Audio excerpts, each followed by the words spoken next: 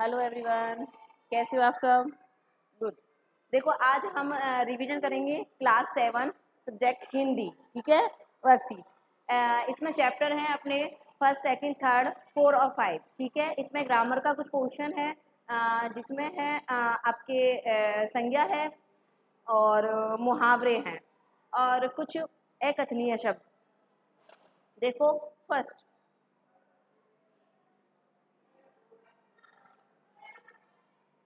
देखिए,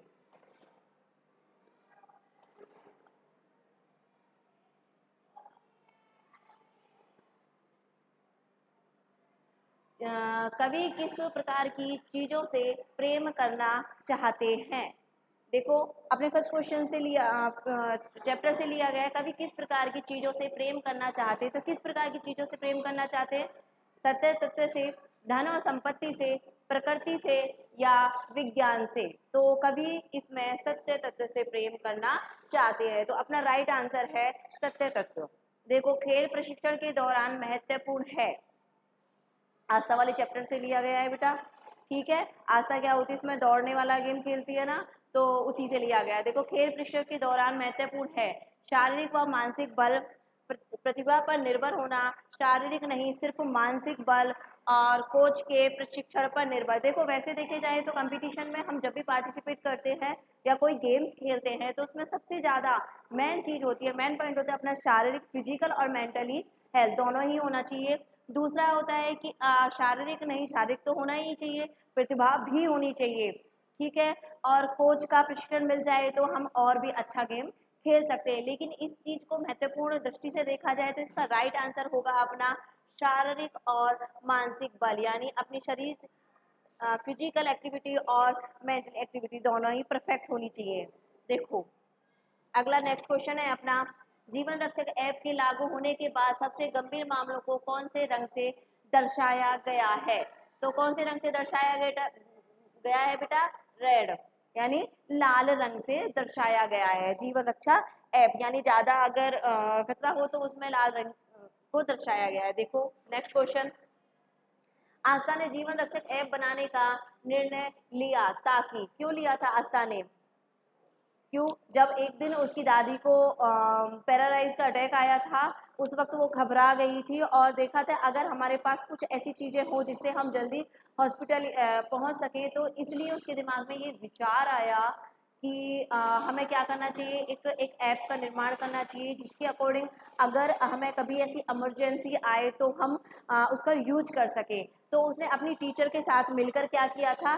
जीवन रक्षा ऐप बनाने का निर्णय लिया था। क्या किया था? जीवन रक्षा ऐप बनाने का निर्णय लिया था। देखो, इसमें है अपना, वह अपनी दादी का सपना पूरा कर सके, एम्बुलेंस सेवा को तेज और प्रभावी बना जा सके, वह कंप्यूटर कोडिंग का अभ्यास कर सके, वह स्कूल से पुरस्कार जीत सके। नहीं, इसमें आस्था ने जीवन रक्षा ऐप किस लिए बनाया था बेटा? कि वह सॉरी, अपना राइट आंसर है इसमें एम्बुलेंस सेवा को तेज और प्रभावी बनाया जा सके, कि अगर कहीं इमरजेंसी आए तो वह एम्बुलेंस सेवा बुला सके। देखो, नेक्स्ट क्वेश्चन अपना है, डॉक्टर कलाम के कथनानुसार असफलता क्या होती है?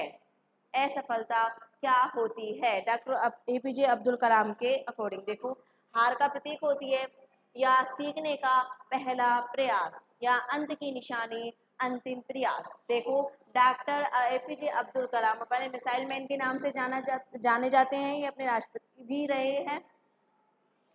ठीक है, तो इनकी असफलता का क्या कारण बताया उन्होंने? क्या बताया? कि सीखने का पहला प्रयास, या कि अगर हम असफल हो तो हमें हताश नहीं होना चाहिए। क्या नहीं होना चाहिए? हमें हताश नहीं होना चाहिए। क्यों? क्योंकि अगर हम फर्स्ट टाइम पे अगर हम असफल हुए, फेल हो गए, या हम अपने कार्य को पूरा नहीं करें तो हमें हताशा नहीं होनी चाहिए, उल्टी हमें दुगनी रफ्तार के साथ अपने कार्य को करना चाहिए। क्योंकि पहली बार मान लो अगर इस चीज़ की परेशानी से आपको सामना करना पड़े तो आपको ऐसा हताश नहीं होना, बल्कि ये अपने सीखने का पहला प्रयास होता है। तो राइट आंसर है हमारा सीखने का पहला प्रयास, या हमने पहला प्रयास तो किया, चाहे हमें सफलता मिली हो या ना मिली हो, लेकिन हमें हताश नहीं होना, उल्टी दुगनी अपने जज्बात के साथ दुगनी अपनी दुगनी रफ्तार के साथ हमें और आगे बढ़ना चाहिए।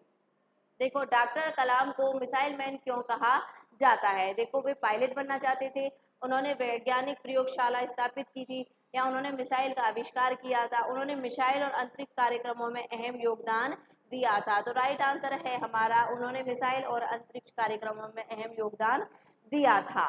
ठीक है, क्योंकि मिसाइल मैन के नाम से जाने जाते हैं। वो एक शिक्षक भी थे, वो यूथ मतलब युवाओं को स्टूडेंटों को प्रेरित करने का कार्य करते थे, मोटिवेशन का कार्य भी करते थे, शिक्षक भी थे और मिसाइल मैन भी कहे जाते हैं, APJ Abdul Kalam. Next question है अपना, कवि का जीवन के प्रति क्या दृष्टिकोण है? कवि का जीवन के प्रति क्या दृष्टिकोण है? आशा व निराशा क्या है अपना? देखो आशा निराशा में जीना, सुखों के पलों को याद करना, जय पराजय के मार्ग पर जीवन के सफर में संघर्षरत रहना, हमें हार नहीं माननी चाहिए। ये जो चैप्टर हमने पढ़ा था कि हमें हार नहीं माननी चाहिए। ठीक है, तो उसमें क्या था? आशा निराशा से जीना नहीं, सुखों के पलों को याद करना नो, जय पराजय के मार्ग पर नहीं। अपना राइट आंसर है जीवन के सफर में संघर्षरत रहना, निरंतर चलना, निरंतर प्रयास करना, निरंतर सफलता प्राप्त करना, हमें निरंतर गति से अपनी मंजिल पर चलना चाहिए। ठीक है, देखो प्रत्येक पग पर कुछ ना कुछ रोड़ा अटका ही रहा। यहाँ रोड़ा किसका सूचक है? किसका सूचक है? बाधाएं, संघर्ष, थकान या पत्थर का? किसका है? बाधाएं। कुछ ना कुछ बाधाएं तो आती हैं, हम निरंतर चलते हैं तो। नेक्स्ट क्वेश्चन है अपना, कभी भय, संशय, अंधभक्त से मुक्त होने की बात करते हैं, ऐसा होने से क्या होगा? ऐसा होने से क्या होगा? यानी अंधभक्त और मुक्त होने की बात करते हैं, ऐसा जीवन में निडरता व आत्मबल का वास होगा, डरपोक बनेगा या असफल होना, या सभी? तो कभी यहाँ पर क्या कहना चाहते हैं? कभी भय, संशय, अंधभक्त से मुक्त होने की बात क्यों कहते हैं? क्योंकि हमें भय से, हमें निडर होकर कार्य करना चाहिए, प्रत्येक कार्य क्षेत्र में हमें कदम ऐसे निडर होकर रखना चाहिए। ठीक है, और साहसी रूप से रखना चाहिए। दूसरा, हमें आत्मबल, अपने अंदर आत्मबल के साथ ही हमें कार्य करना चाहिए। देखो तो अपना राइट आंसर है जीवन में निडरता व आत्मबल का वास होना। तो राइट आंसर है हमारा फर्स्ट, जीवन में निडरता व आत्मबल का वास होना। नेक्स्ट क्वेश्चन है अपना, नवजीवन का विहान लाने के लिए कवि क्या करना चाहते हैं? विहान का मतलब होता है बेटा सवेरा। क्या होता है? सवेरा। ठीक है, तो क्या लाना चाहते हैं? देखो प्रकृति का पाठ पढ़ना चाहते हैं, मानवता की रक्षा करना चाहते हैं, ज्ञान में वृद्धि लाना चाहते हैं, या विदेश यात्रा करना चाहते हैं। नवजीवन में विहार, प्रकृति का पाठ पढ़ना चाहते हैं, ज्ञान में वृद्धि, मानवता की रक्षा या विदेश यात्रा। क्या करना चाहता है? प्रकृति का ज्ञान में वृद्धि करना चाहता है। ठीक है, और प्रकृति का पाठ, अपना राइट आंसर है ज्ञान में वृद्धि करना। नेक्स्ट क्वेश्चन देखिए, दिए गए शब्दों से बने भाववाचक संज्ञा शब्द लिखिए। साहस का साहसी, गरीब का गरीबी, दुख का दुखी, दौड़ का दौड़ना, थकना थक, और घबराना घबराहट। ठीक है, देखो साहस, गरीबी, दुख,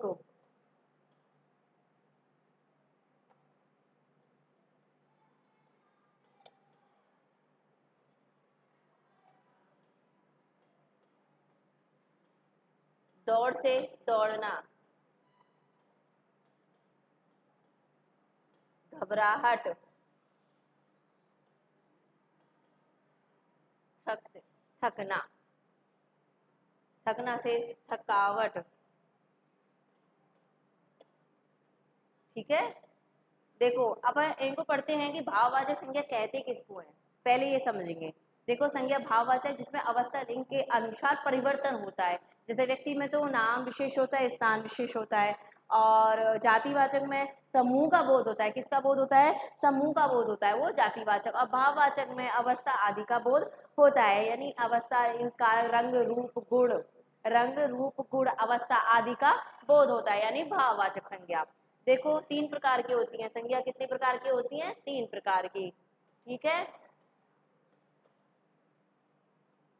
नेक्स्ट क्वेश्चन देखिए, निम्न वाक्यों में कर्ता में कम शब्दों को रेखांकित तथा क्रिया शब्दों को असर अलग कीजिए। देखो आस्था ने एम्बुलेंस के लिए क्या किया था बेटा? फोन किया था। क्या किया? फोन किया। किया मतलब क्रिया, कार्य करना। ठीक है, कर्ता कौन है यहाँ पे? आस्था। ये क्या है बेटा? कर्ता। ठीक है, और क्या कार्य किया इन्होंने? किया, यानी फोन किया। आस्था ने माँ को दिलासा देने की क्या की बेटा? कोशिश की। क्या की? क्रिया क्या है अपनी? कोशिश। कोशिश, आस्था, कर्ता। माँ ने आस्था को समझाया। क्या किया? समझाया। ठीक है, डॉक्टर ने दीदी की जांच की। क्या की बेटा? जांच की। क्रिया, कर्ता। पहले तो ये समझना है कि कर्ता क्या है। कर्ता जो स्वयं कार्य कर रहा है, स्वयं के लिए बोध हो रहा है जिसमें, और जो स्वयं कार्य कर रहा है, ठीक है, वो क्या है? कर्ता है।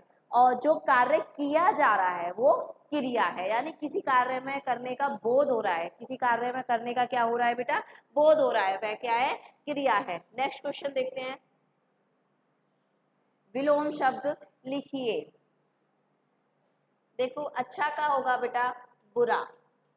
विलोम, विलोम का मतलब क्या होता है? उल्टा या विपरीत। ठीक है, किसका अर्थ है ये? विलोम का। अल्पायु,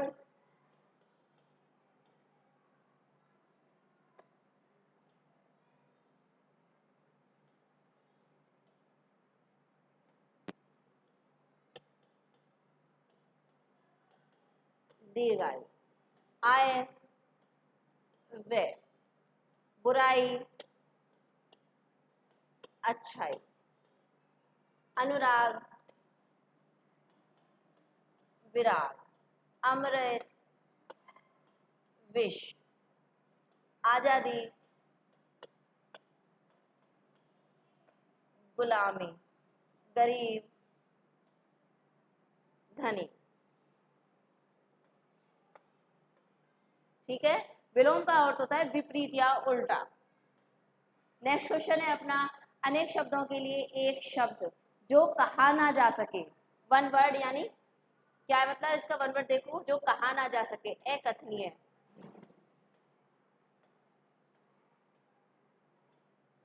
जिसकी उपमा ना हो।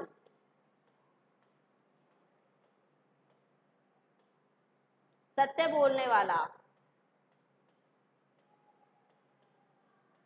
सत्यवादी। नेक्स्ट है खोज करने वाला।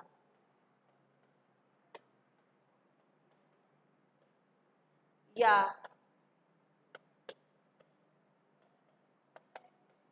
खोजकर्ता। ठीक है, जो कहा ना जा सके, अकथनीय है, जिसकी उपमा अनुपम, सत्य बोलने वाला, सत्यवादी। देखो भाषा की परिभाषा और उनके प्रकारों के नाम। भाषा यानी अपने विचारों को आदान प्रदान करने को ही क्या बोलते हैं? हम भाषा बोलते हैं। यानी जिन माध्यमों से हम अपने विचारों को, अपने हृदय की बातों को एक दूसरे तक पहुंचा सकते हैं, एक दूसरे को बता सकते हैं, उनको क्या बोलेंगे? हम भाषा बोलते हैं। जैसे अब मैं आपको बोल रही हूँ, मुख के द्वारा बोल रही हूँ, मौखिक भाषा है। अगर मैं उस चीज को लिख के बोलूंगी तो वो लिखित भाषा हो जाएगी। अगर मैं आपको सिर्फ इशारा करके या संकेत करके बताऊंगी तो वो क्या हो जाएगी? सांकेतिक भाषा हो जाती है। तो भाषा किसको बोलते हैं? विचारों को आदान प्रदान, विचारों का आदान प्रदान या व्यक्त करना। ठीक है, प्रकारों में आ जाएंगे बेटा 3। पहली है मौखिक, सेकंड है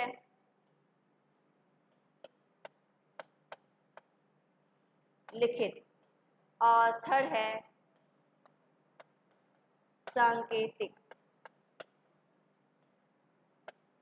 ठीक है, यानी अपने विचारों को आदान प्रदान करने, अपने भावों को एक दूसरे को व्यक्त करने को हम क्या बोलते हैं, भाषा बोलते हैं। ठीक है, भाषा के कितने प्रकार होते हैं, तीन प्रकार होते हैं। एक तो होता है मुख्यधारा मौखिक भाषा जो बोल के की जाती है, लिखित यानी जो लिख के की जाती है, और सांकेतिक यानी इशारों के द्वारा जो हम भाषा का प्रयोग करते हैं वो क्या है, सांकेतिक भाषा। नेक्स्ट क्वेश्चन है अपना, आस्था और दादी का रिश्ता कैसा था और उसका आस्था पर क्या प्रभाव। आस्था और दादी का रिश्ता कितना था, गहरा रिश्ता था, बहुत गहरा। आस्था अपनी दादी से क्या करती थी, प्रेम करती थी, स्नेह करती थी, ठीक है, दुलार करती थी, ठीक है। और दादी उसको क्या बोलती थी, अपनी जीवन में सफल होने की क्या करती थी, शिक्षा देती थी, जीवन में आगे बढ़ने की, आगे बढ़ने की। ठीक है, नेक्स्ट क्वेश्चन है, जो डॉक्टर कलाम ने अपनी शिक्षा के लिए किस प्रकार की चुनौतियों का सामना किया। तो किस प्रकार की चुनौतियों का सामना किया, वे एपीजे अब्दुल कलाम कैसे थे, निर्धन परिवार से थे, उनके घर में ज़्यादा कुछ नहीं था, आर्थिक स्थिति उनकी ठीक नहीं थी, वो रोड लाइनों के आगे बैठकर पढ़ाई करते थे, ठीक है, ट्यूशन करते थे, अखबार बेचते थे, ठीक है। उन्होंने अपनी शिक्षा को प्राप्त करने के लिए काफ़ी चुनौतियों का सामना किया था, लेकिन उन्होंने कभी हार नहीं मानी, यानी निरंतर प्रयास किया, निरंतर आगे बढ़े, अपने जीवन में आगे कुछ करने के लिए, कुछ नया पाने के लिए उन्होंने निरंतर क्या किया, प्रयास किया, ना कि उन्होंने आर्थिक परेशानियों को देखकर अपने आप को कमजोर नहीं बनाया। क्या किया, उल्टा उन्होंने अपने आप को मजबूत बनाने के लिए हर परिस्थिति का सामना किया। नेक्स्ट क्वेश्चन है, राष्ट्रपति बनने के बाद भी डॉक्टर अब्दुल कलाम बच्चों और युवाओं के लिए क्या करते थे, यानी अभिप्रेरणा, यानी उनको प्रेरित करते थे, युवाओं को क्या करते थे, प्रेरित करते थे, शिक्षा के क्षेत्र में बढ़ावा देते थे। क्या करते थे, शिक्षा के क्षेत्र में।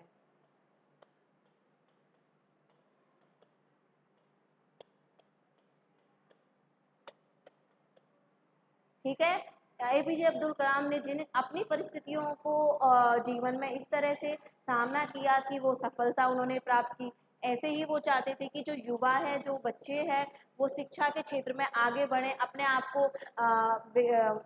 को आगे बढ़ाए और उनको प्रेरित करते थे, उनको मोटिवेट करते थे। ठीक है, कि शिक्षा के क्षेत्र हमें, यानी हम अगर शिक्षा को प्राप्त करेंगे तो जीवन में हर परिस्थिति का सामना कर पाएंगे। एक शिक्षित व्यक्ति के शिक्षित बनाना चाहते थे कि जिससे वो अपने जीवन में कुछ अच्छा अचीव कर सके। ठीक है, जीवन रक्षक ऐप का उद्देश्य क्या था और वह कैसे काम करता था। तो ये आस्था में जब उसकी दादी को पैरालाइट अटैक आया था, तब उन्होंने क्या बनाया था, इस ऐप को बनाया था। ठीक है, इसमें लाल रंग की क्या थी, एक सिग्नल था। ठीक है, ये ऐप कैसे काम करता था कि अगर कोई इमरजेंसी होती तो वो एम्बुलेंस को फोन के द्वारा माध्यम से बुला सकते थे। नेक्स्ट क्वेश्चन है अपना, मित्र को पुरस्कार मिलने पर बधाई पत्र, यानी हमें बधाई पत्र देना है। इसमें सबसे पहले अपन क्या लिखेंगे बेटा, सप्रेम नमन। ठीक है, फिर कि सप्रेम देखो, प्रिय मित्र, जानकर खुशी हुई कि आपको अपने जीवन में जो सफलता मिली, इसके लिए बहुत बहुत बधाई है। आपको मैं हृदय से आपको बधाइयाँ देना चाहता हूँ, इस प्रकार से। ठीक है, यहाँ डैश डैश की फॉर्मेट को लिखेंगे और नीचे अपना नाम लिखेंगे, जैसे कोई भी नाम लिख देंगे यहाँ पे। ठीक है, सपना, प्रिय। ठीक है, कोई डाउट। देखो, आज हमने किया था चैप्टर 1 सेकंड थर्ड और फोर्थ का रिवीजन किया था, जिसके अंतर्गत हमने छोटे ऑब्जेक्टिव टाइप के क्वेश्चन सॉल्व किए, और उसके बाद हमने कुछ क्वेश्चंस देखे, और इसके बाद हमने क्या बोले, वन वर्ड्स किए थे, कुछ विलोम शब्द किए थे। ठीक है, एक फॉर्मेट है अपने बधाई पत्र का, वो हमने देखा था। ठीक है, ओके, थैंक यू।